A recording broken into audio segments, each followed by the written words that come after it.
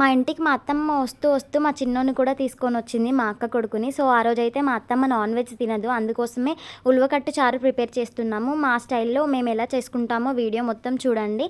First అయితే ఉలవల్ని ఉడకపెట్టుకొని పక్కన పెట్టుకోవాలి, అవి మిక్సీ పట్టి వాటర్ యాడ్ చేసి పక్కన పెట్టుకోవాలి. మిగిలిన ఉలవల్ని గుడాల్లాగా చేసుకొని కళ్ళు కాంబినేషన్ కూడా చాలా బాగుంటుంది. దాని తర్వాత ఒక గిన్నె తీసుకొని అందులో ఆయిల్ పోసి పచ్చిమిర్చి వేసి ఉల్లిగడ్డలు వేసి అల్లం వేసి బాగా కలుపుకోవాలి. దాని తర్వాత కరివేపాకు పుదీనా యాడ్ చేసి పసుపు యాడ్ చేసి టమాటాలు వేసి బాగా కలుపుకోవాలి. అవి మగ్గిన తర్వాత కారం ఉప్పు యాడ్ చేసుకొని ఈ చింతపులుసు అండ్ ఉలువల రసం పోసుకొని వాటర్ యాడ్ చేసుకొని బాగా మరగనివ్వాలి.